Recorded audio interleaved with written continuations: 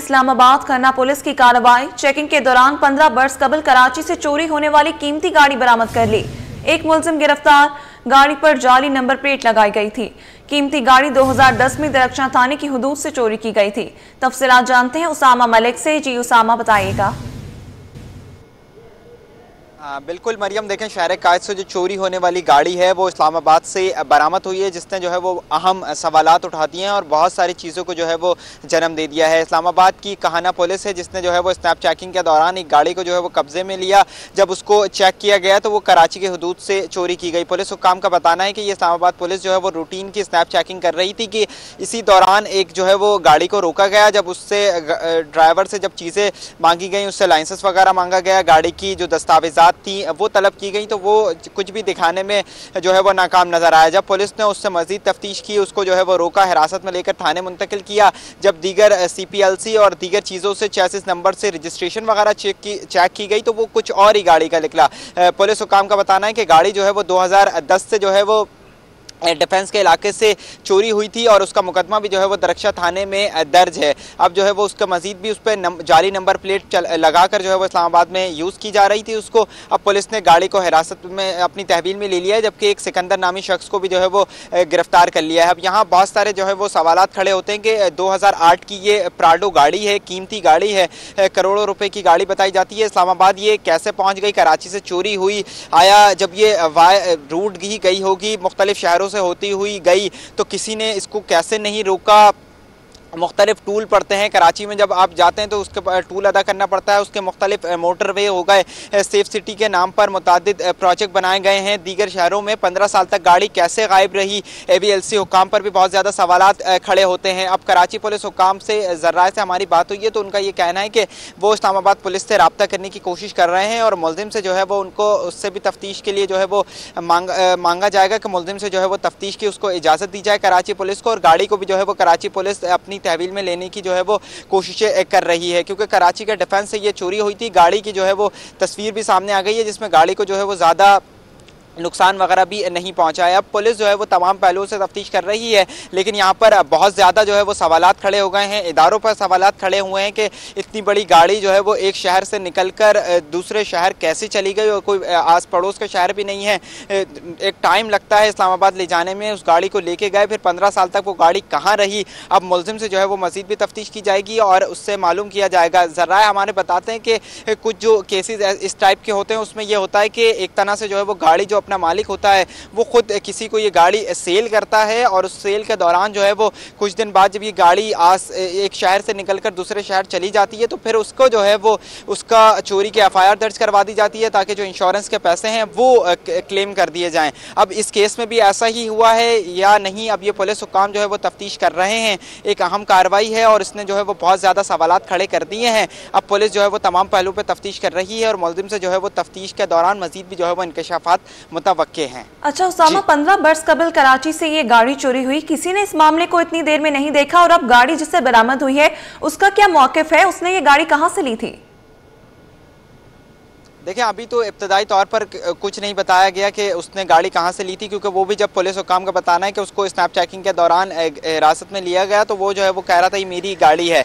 अब तमाम पहलू से जो है वो तफ्तीश की जा रही है। जैसे कि मैंने आपको पहले भी बताया कि 15 साल तक गाड़ी एक लापता रही और गाड़ी पर कोई ऐसा डेंट भी नहीं है ना कुछ है, जबकि उसको जाली नंबर प्लेट के थ्रू जो है वो चलाया जा रहा था। यानी उसको भी ड्राइवर को इल्म था कि ये नंबर प्लेट जो है वो जाली है, जब भी वो उसके दस्तावेजात वगैरह नहीं बता पाया। एक प्राडो गाड़ी है, महंगी तरीन गाड़ी है, कीमती तरीन, उसको जो है वो इतनी दूर ले जाया गया। पुलिस पे भी यहाँ पे बहुत ज़्यादा सवालात खड़े होते हैं कि एक पोश तरीन इलाके से, डिफेंस के इलाके से ये गाड़ी चोरी हुई है। दरख्शां थाना जो लगता है वो पूरे डिफेंस की हुदूद में लगता है। वहाँ पे तमाम CCTV कैमरेज भी मौजूद हैं। सेफ सिटी का भी प्रोजेक्ट जो है वो वहाँ पर काम कर रहा है और आज से नहीं ये सालों से काम कर रहा है। पुलिस से अब के वहाँ से गाड़ी निकली, फिर शहर में आई और शहर से दीगर शहरों में चली गई। अब पुलिस ने जो है वो कार्रवाई करके इसको बरामद किया है। पुलिस पे भी बहुत ज़्यादा सवालात खड़े होते हैं। अब जो है वो मुलजिम उनसे मजीद भी तफ्तीश की जाएगी। और पुलिस हुक्काम बताते हैं कि ये एक किसी शख्स का काम नहीं है, या तो ये पूरा रैकेट है, और दूसरा जैसा कि मैंने आपको पहले भी बताया कि या तो ये शख्स जो है वो पहले गाड़ी को सेल किया गया है और उसके बाद जो है वो इसकी FIR कटवा दी गई है ताकि जो इंश्योरेंस के पैसे हैं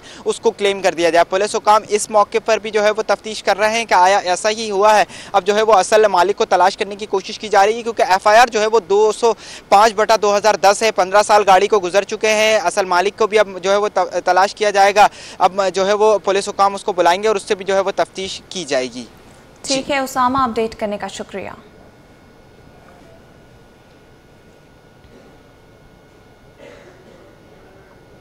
खुशदार में सिक्योरिटी फोर्सेस का बड़ा ऑपरेशन, दहशतगर्दों को भारी नुकसान। कराची एयरपोर्ट हमले का मास्टरमाइंड सिराज भत्तर शदीद जख्मी। भारतीय हिमायत याफ्ता ग्रोह फितनाल हिंदुस्तान का कमांडर जख्मी हालत में फरार। सिराज भत्तर 2024 में गैर मुल्की शहरियों पर हमलों में मुलव्वस था। तफसीलात हासिल करेंगे उसामा मलिक से। जी उसामा, इस पर भी अपडेट कीजिएगा। बिल्कुल मरियम, देखें सिक्योरिटी फोर्सेस का जो है वो दहशतगर्दी के खिलाफ मुख्तलिफ इलाकों में ऑपरेशन जारी है। इसी दौरान खुशदार में जो है वो ऑपरेशन में उनको अहम कामयाबी हासिल हुई है और कराची एयरपोर्ट हमले का जो मास्टरमाइंड है सिराज बहत्तर वो शदीद जख्मी हो गया है। इंटेलिजेंस जर्राए का बताना है कि जहरी बलूचिस्तान में जो है वो दहशतगर्दों के खिलाफ ऑपरेशन किया जा रहा था कि इसी दौरान मुतअद्दिद जो दहशतगर्द हैं वो हलाक हुए हैं और उनके गिरोह के जो शदीद ढांचे को भी नुकसान पहुंचा है। इसी में जो है वो भारतीय हिमायत याफ्ता फितनाल हिंदुस्तान का जो कमांडर है सिराज बहत्तर वो झड़पों में जो है वो जख्मी हुआ है। जैसे ये जख्मी हुआ, इंटेलिजेंस जर्राए बताते हैं कि इसके जो साथी थे वो इसको नामालूम मुकाम पर ले गए हैं। सिराज बहत्तर 2024 में जो है वो कराची में गैर मुल्कियों पर जो एयरपोर्ट के करीब हमला हुआ था उसका मास्टरमाइंड था। उसके दीगर मुल्ज़मान जो है वो गिरफ्तार कर लिए गए हैं, लेकिन मास्टरमाइंड जो है वो ताहाल फरार है। सिक्योरिटी हुकाम ने ऑपरेशन को बड़ी कामयाबी करार दिया है। अब जो है वो आसपास के इलाकों में मजीद भी जो है वो छापे मारे जा रहे हैं ताकि इसको जख्मी हालत में गिरफ्तार किया जाए। सिक्योरिटी इदारों का बताना है कि नेटवर्क के बाकी अरकान की भी जो है वो तलाश जारी है, जबकि सिराज बहत्तर के जख्मी होने से तंजीम की कार्रवाइयों की सलाहियत जो है वो मुतासिर होगी और जल्द अज जल्द जो है वो इसको छापामार कार्रवाई में गिरफ्तार कर लिया जाएगा। जी ठीक है, अपडेट करने का शुक्रिया।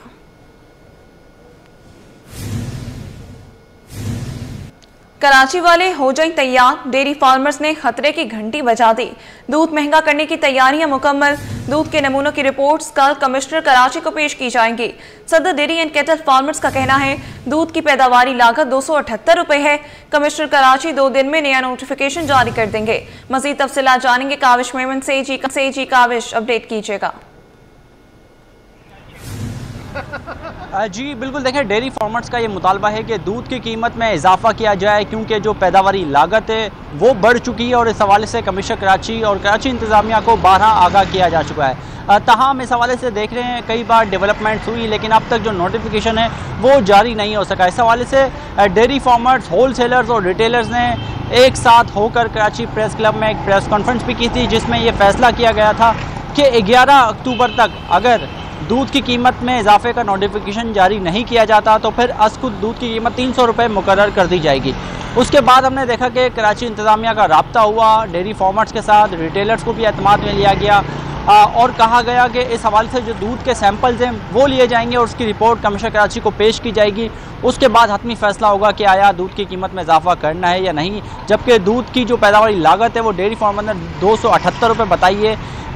क्या मज़ीद डेवलपमेंट है? जब हमारी इस हवाले से dairy and cattle farmer association के प्रेसिडेंट मुबशर कदीर से बात हुई है तो उनका ये मौक़िफ़ है कि कमिश्नर कराची को कल जो दूध के सैंपल्स लिए गए थे उनकी रिपोर्ट कल पेश की जाएगी और उसके बाद हतमी तौर पर ये मुतवक्के है कि 2 से 3 दिन में दूध की कीमतों का नया नोटिफिकेशन आ जाएगा। अब सवाल ये है कि क्या नए नोटिफिकेशन में दूध की कीमत महंगी होगी, कॉस्ट ऑफ प्रोडक्शन के मुताबिक होगी? इस हवाले से रिटेलर्स का क्या मौक़िफ़ है? मेरे साथ all Karachi milk retailers and welfare मौजूद है, उनसे बात करते हैं। भाई साहब बताइएगा, आप लोग भी शाना बशाना रहे तमाम तर मामला में, सूरत हाल आपको कि आवाम महंगा दूध खरीदने के लिए तैयार हो जाए? देखिए जी, मैं अपनी बात करूंगा, हमारे अखराजात में इजाफा किया जाए जो कि हम जमा कराते हैं। अब जैसे ये कमेटी जो तश्कील दी गई उसका मैं मेंबर था, सैम्पलिंग हो गई, जो जितने कहा गया था उससे ज़्यादा सैम्पलिंग हो गई। मुझे उम्मीद है उसकी रिपोर्ट भी आ गई होगी। तो उसकी रोशनी में कमिश्नर साहब से रिक्वेस्ट है कि वो फ्रेश नोटिफिकेशन जारी करें क्योंकि उनके नोटिफिकेशन जारी ना करने की वजह से ये इंडस्ट्री ना के बहरान का शिकार है बल्कि जमूद का शिकार है। वजह यह है कि ये महीने जो है आने वाले साल के एग्रीमेंट होने, वो नहीं हो पा रहा है। ना रिटेलर क्लियर कर रहा, ना होलसेलर क्लियर कर रहा, ना क्या नाम उसका डेयरी फार्मर को पेमेंट जा पा रही ताकि वो फ्रेश एनिमल खरीद सके। तो इस जमूत को तोड़ें, मेहरबानी करें, जल्द से जल्द जो भी वो समझते हैं वो नोटिफिकेशन जारी करें। नहीं, हमने तो हमेशा, हमारा तो ₹2 का फ़र्क होता है। लास्ट ईयर पिछले, इससे पहले जो हमने जमा कराई थी वो ₹32 कुछ पैसे थी। इस वक्त चूँकि पेट्रोल थोड़ा ऊपर गया था तो वो ₹33, तो 32-33 में वेरी करती है बगैर प्रॉफिट के। हमारा कमिश्नर साहब से दरख्वास्त है कि हमें हमारा हक दिया जाए। देखिए, अगर वो हमारे को ये पूरा हक नहीं देंगे तो उसमें काली भेड़ों को मौका मिलेगा, एडल्ट्रेशन होगी, उसकी जवाबदारी हमारे पर नहीं होगी। वहीद करती थे जो रिटेलर्स का मौक़िफ़ पेश कर रहे थे, बता रहे थे कि जो रिटेलर्स का प्रॉफिट मार्जिन है जो इस वक्त ₹15 फ़ी लीटर दिया जा रहा है उसको भी, उसमें भी इजाफा किया जाए। तमाम देखना यह है कि क्या कमिश्नर कराची डेयरी फार्मर्स या होलसेलर रिटेलर्स के जो मुतालबात हैं उनको सुनते हैं, और क्या यकीनन अगर दूध महंगा होगा तो वहाँ पर इजाफी बोझ तो ज़रूर पड़ेगा। इस वक्त जो सरकारी कीमत है वो ₹220 फ़ी लीटर है और इस वक्त शहर में हमें सरकारी कीमत पर अमल दरामद होता हुआ नज़र भी आ रहा है। लेकिन देखना यह है कि क्या जो दावा किया जा रहा है डेयरी फार्मर्स की जानिब से कि कमिश्नर कराची 2 दिन बाद कॉस्ट ऑफ प्रोडक्शन के मुताबिक नया नोटिफिकेशन जारी करेंगे। जी ठीक है, अभी आप हमारे साथ ही मौजूद रहिएगा। इसी पर मजीद बात करने के लिए हमारे साथ मौजूद हैं Sadar dairy and cattle farms Mubashir Qadeer साहब। सर, बहुत शुक्रिया आपके वक्त का। बताइएगा, दूध महंगा करने की तैयारियां मुकम्मल कर ली गई हैं, कितना असर पड़ सकता है आम आदमी पर इसका? देखिए जी, कमिश्नर कराची की जानिब से दूध की कास्टिंग करवाई गई थी जो उनके इदारों ने की थी, उसके मुताबिक जो नोटिफिकेशन आ रहा था ₹270 का आ रहा था। और उसके बाद दूध की सैम्पलिंग के लिए इन्होंने टीम तश्कील दी थी, वो सैम्पलिंग भी मुकम्मल हो गई है, उसके रिजल्ट भी आ गए हैं। तो मैं कमिश्नर साहब से मुतमना गुजारिश करता हूँ कि फिल फॉर दूध का नोटिफिकेशन कास्ट ऑफ प्रोडक्शन के मुताबिक किया जाए, जो आपके इदारों ने कास्टिंग की है उसके मुताबिक दूध का नोटिफिकेशन जारी किया जाए। और जो कमेटी आपने बनाई थी अपना सैम्पलिंग के लिए, उनको कल बुलाकर सैम्पलिंग की रिपोर्ट शाया की जाए ताकि दूध का नया नोटिफिकेशन हो सके। ठीक है सर, बहुत शुक्रिया आपके वक्त का। Sadar dairy and cattle farms Mubashir Qadeer हमारे साथ मौजूद थे। काविश मोमिन भी हमें इस हवाले से अपडेट कर रहे थे। बहुत शुक्रिया अपडेट करने के लिए।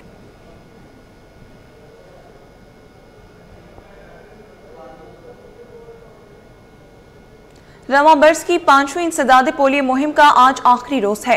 हफ्तावार तातील के बावजूद डिप्टी कमिश्नर सेंट्रल ताहा सलीम और उनके मातहत अमला इंसदाद पोलियो मुहिम की खिदमात फराहम कर रहा है। इस हवाले से मजीद बताएंगे रिजवान अहमद। जी रिजवान, बताइएगा। जी बिल्कुल, आज हफ्तावार तातील है लेकिन उसके बावजूद डीसी सेंट्रल फील्ड में मौजूद है। ना सिर्फ डीसी सेंट्रल बल्कि उनका मातहत अमला भी जो है वो फील्ड में हमको दिखाई दे रहा है। उसकी वजह यह है कि जो 5वीं इंसदाद पोलियो मुहिम थी, 7 रोज़ ये मुहिम चली है, आज उसका आखिरी रोज़ है। और हमारे साथ इस वक्त मौजूद हैं ताहा सलीम, डीसी सेंट्रल, इनसे बात करते हैं। बहुत शुक्रिया सर, आज भी आप सरगर्म दिखाई दे रहे हैं। ये बताइएगा कि ओवरऑल 7 दिन में क्या अचीवमेंट रही, रिफ्यूज़ल्स जो है वो कितने थे, कितने पर जो है आपने कामयाबी हासिल कर ली, मजीद आगे क्या होगा? पूरी टीम है, police support team, local government के एम्प्लॉयज़, डॉक्टर्स, सारे इस काम पे, इस मिशन पे लगे क्योंकि एक नेशनल कॉज है और ना कोई छुट्टी देखी। ये सिर्फ मेरी बात नहीं, बाकी सारे जो नीचे के वर्कर्स तक हैं, सारे अंत तक मेहनत के साथ दिन रात करके इन्होंने काम किया है। और ज़िला बस्ती के रिजल्ट बहुत अच्छे हैं अल्हम्दुलिल्लाह। मोर देन 90% हमारी कवरेज हो चुकी है और 1 लाख से ज़्यादा हमारे रिकॉर्डेड मिस चिल्ड्रन थे जिसमें एन और रिफ्यूज़ल थे, जिनमें से 76% हमने कवर कर ली आज की डेट तक। और पूरी उम्मीद है कि आज के दिन हम जितना मैक्सिमम कर सकें करके इसको आगे तक लेके जाएं। तजर्बा आपने किया, उसमें अमायदीन और उलमा और मशाइख की खिदमत भी हासिल की थी। ये बताइए कि ये तजर्बा किस हद तक कामयाब रहा? क्या दीगर अजला में भी ऐसा होना चाहिए? हर जगह हो रहा है और सारे डीसीज कुछ ना कुछ करके नोटेबल से मिल रहे हैं। हमने भी मीटिंग की, एमपीएस के साथ भी की, मिनिस्टर साहब आए थे, कमिश्नर साहब ने, सीएम साहब ने ही भेजा था, सलीम बलोच साहब थे, नजमी आलम साहब थे, फिर सारे एमपीएस थे, टाउन चेयरमैन थे। फिर हमने फ्राइडे को नोटेबल्स की एक मीटिंग बुलाई थी, उसके अंदर सारे लोग आए हुए थे और कोशिश यही थी कि क्योंकि इलाके में असर रसूख रखते हैं लोग, तो हम नहीं चाहते कि हम एडवर्स एक्शन लें। हम चाहते हैं कि प्यार से समझाएं लोगों को, क्योंकि जब एक जहन चेंज होगा तभी बेहतरी आएगी। सख्ती से हम समझते हैं कि बेहतर है कि पहले उनको समझाया जाए। बिल्कुल 90% कहा जा रहा है कि ये कामयाबी जो है इस इंसदाद पोलियो मुहिम में जो है इंतजामिया ने हासिल कर ली है, और उसकी वजह यही है कि ज़िंदगी के हर शोबे को जो है इस मुहिम में जो है शामिल किया गया, उसकी खिदमत जो है वो हासिल की गई, जिसके नतीजे में कहा यह जा रहा है कि 90% जो है वो कामयाबी मिली है। बकाया 10% के लिए इंतजामिया मुंतज़िर है। कमिश्नर कराची अगर अहकाम देंगे तो मज़ीद इस कैंपेन को आगे बढ़ा। जी, ग्रेटर कराची रीजनल प्लान 2047 के अनवान से फ्रेयर हॉल में नुमाइश का इनेकाद। लोकल गवर्नमेंट सिंध की ज़ेर निगरानी कराची डेवलपमेंट अथॉरिटी की जानिब से फ्रेयर हॉल में नुमाइश रखी गई। नुमाइश में कराची के छठे मास्टर प्लान से मुतालिक शहरियों की राय ली जा रही है। मज़ीद तफसीलात जानते शोएब मुख्तार से। जी शोएब। जी बिल्कुल, ग्रेटर कराची रीजनल प्लान 2047 के उन्वान से कराची के फेरियर हॉल में नुमाइश का इनेकाद किया गया है, जिसमें कराची के मास्टर प्लान से मुतालिक जो है शहरियों से राय ली जा रही है। इस वक्त हमारे साथ बात करने के लिए मौजूद हैं अर्बन प्लानर एहसन इकबाल। एहसन साहब, क्या कहना चाहेंगे इस नुमाइश से मुतालिक? जी, हमने greater Karachi regional master plan जो 2047 तक का गवर्नमेंट ऑफ सिंध ने लॉन्च किया, नवंबर 2024 में इसको हमने किक ऑफ किया।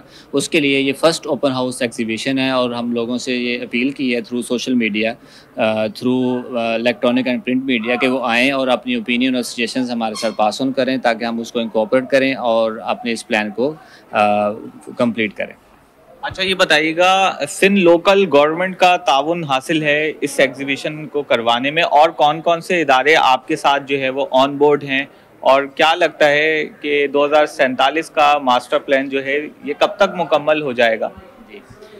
इसकी जो सिंध लोकल गवर्नमेंट ने इसको इनिशिएट किया, और KDA is the executing agency for this project, जो कि इसको एग्जीक्यूट कर रही है, और ये 2 ईयर्स में कंप्लीट हो जाएगा। और इसमें 13 to 14 सेक्टर्स इसके अंदर इन्वॉल्व हैं, जिसमें जो रेलेवेंट डिपार्टमेंट्स हैं, पब्लिक लेवल के, प्राइवेट लेवल के और NGOs, उनको सबको हमने ऑन बोर्ड किया हुआ है। और जी बिल्कुल, इनका यही कहना है कि शहरियों से कराची के मास्टर प्लान से मुतालिक तजावीज़ ली जा रही हैं, और पूछा जा रहा है कि कौन सी बुनियादी सहूलतें जो है मास्टर प्लान में जो है शामिल होनी चाहिए। इक़्तिसादी, मुआशी, माशरती, सेहत, तालीम से मुतालिक जो है तजावीज़ यहाँ पर शहरियों से ली जा रही हैं। फेरियर हॉल में इस नुमाइश का इनेकाद जो है कराची डेवलपमेंट अथॉरिटी की जानिब से सिंध लोकल गवर्नमेंट के ताउन से किया गया है। शहरियों की इस वक्त यहाँ पर आमद का सिलसिला जो है जारी है, वो यहाँ पर आ रहे हैं और मास्टर प्लान के हवाले से अपनी राय दे रहे हैं। जी,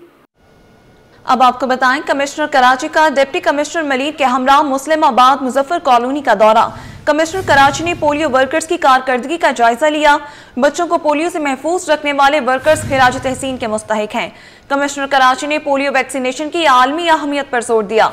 मजीद जानते हैं रिजवान अहमद से। जी रिजवान, बताइएगा। जी बिल्कुल, देखिए, कमिश्नर कराची सैयद हसन नकवी का डिप्टी कमिश्नर मलिक के साथ जो है वो दौरा किया है उन्होंने। कमिश्नर कराची ने मुस्लिमाबाद और मुजफ्फर कॉलोनी का दौरा किया और पोलियो वर्कर्स की कारकर्दगी का जायजा लिया, जबकि इलाके के मौजूदीन से मुलाकातें भी की और कॉलोनी की गलियों के अंदरूनी दौरे किए। और ये अफराद जो बच्चों को पोलियो वैक्सीन के कतरे पिलाते हैं, इस मौलिक बीमारी से महफूज रखने में ये इंतहाई अहम माशरे में किरदार अदा कर रहे हैं। ये कहना था कमिश्नर कराची का। पोलियो इन बच्चों में तेजी से फैलता है जिन्हें वैक्सीन नहीं दी जाती और ये उम्र भर की माजूरी का बायस बनता है। कमिश्नर कराची ने इलाका मौजूदीन से अपनी गुफ्तगू में ये बात कही। पाकिस्तान में पोलियो का खात्मा करने का ख्वाब ताहाल जो है वो ताबीर नहीं पा सकता है। गुज़िश्ता बरस भी पोलियो के केसेस सामने आए हैं। हसन नकवी का ये भी कहना था, जबकि किसी मुल्क को इसी वक्त ही पोलियो से पाक करार दिया जाता है जब वहाँ 3 साल तक इस बीमारी का कोई नया केस सामने ना हो। हसन नकवी जो है अवाम से गुफ्तगू कर रहे थे। उनकी जानिब से जो है पोलियो वैक्सीनेशन जो है वो बच्चों में खुद भी की गई और इसके साथ साथ उन्होंने जो पोलियो वैक्सीनेशन के हवाले से ज़िला इंतजामिया और दीगर वर्कर्स काम कर रहे थे उनकी कारकर्दगी को सराहा भी गया। जी ठीक है, अपडेट करने का शुक्रिया।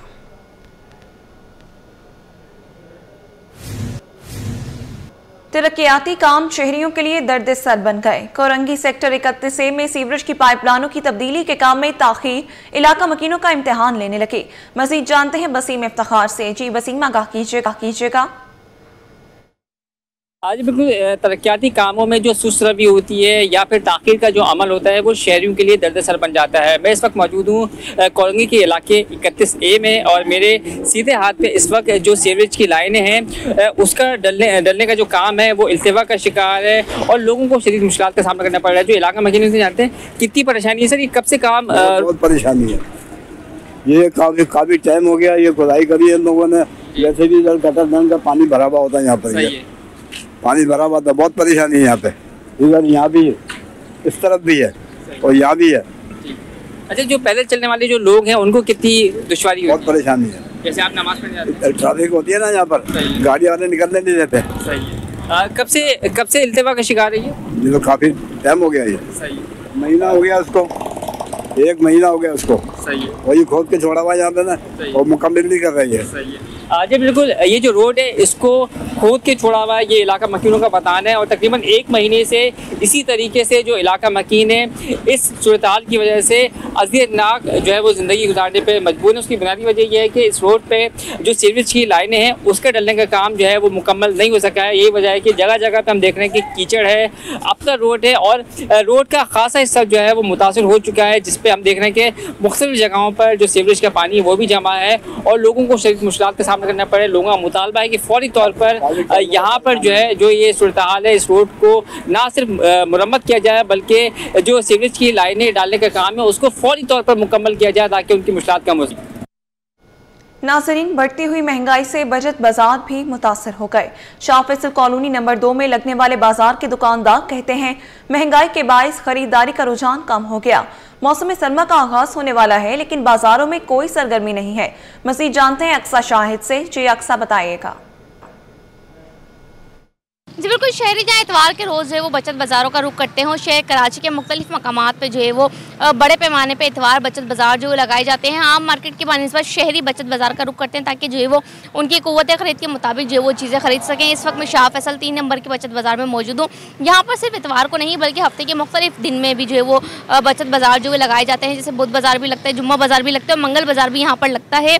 लेकिन आज जो यहाँ पर इतवार बाज़ार लगा है काफ़ी छोटे जो है वो चीज़ों में लगा है और बहुत ही मखसूस चीज़ें जो है वो यहाँ पर लगाई गई हैं। इस वक्त मेरे साथ जो है वो स्टॉल वाले मौजूद हैं, इनसे बात कर लेते हैं और थोड़ा सा जान लेते हैं कि क्या वजूहात हैं। आज जो है वो हम बहुत ही कम रश देख रहे हैं इतवार को। सर ये बताइएगा, मौसम की वजह है, मौसम बदल रहा है या वैरायटी चेंज हुई है या फिर इतवार की सन्नाट होने की कोई ख़ास वजह है? नहीं, मौसम भी कुछ बदल रहा है, कुछ महंगाई का रुझान भी आवाम के ऊपर पड़ रहा है, दोनों ही चीज़ें काउंट होती हैं। रात 8 बजे तक जो बचत बाज़ार लगा हुआ और यहाँ पर जो है वो कपड़ों के अलावा जो है मुख्तलिफ जो है वो किचन के जो है वो क्रॉकरी भी मौजूद है यहाँ पर और बहुत ही कम यहाँ पर स्टॉल्स लगे हुए हैं जिसमें जो है वो एक स्टॉल पे हम देख रहे हैं ख़वातीन के कपड़े लगे हुए, एक स्टॉल पे मर्द के कपड़े लगे हुए, दूसरे स्टॉल पे जबकि जो है बच्चों के लगे हुए हैं। लेकिन यहाँ पर चूँकि बच्चों की हम मुख्तलिफ बचत बाज़ार में देखते हैं वहाँ पर बच्चों के स्कूल की चीज़ें होती हैं और बैग्स होते हैं, शूज़ होते हैं और मुख्तलिफ जो है वो सजाने का डेकोरेशन का सामान भी जो वो लगाया जाता है, तो इसलिए बचत बाज़ार जो बड़े उस पर होते हैं। लेकिन यहाँ पर हम देख रहे हैं बहुत ही मुख्तसर चीज़ों पर जो वो बचत बाज़ार लगा हुआ है, शर्ट्स पे, पैंट्स पे और इस तरीके के जो है वो कपड़ों पे। और जैसे कि अब मौसम बदल रहा है, मौसम सरमा का आगाज़ हो रहा है, उस वजह से भी जो बाज़ारों में इस वक्त सन्नाटा नज़र आ रहा है। कराची में कहीं सर्दी की लहर पड़ेगी तो कराची के बासी जो बाज़ारों का जी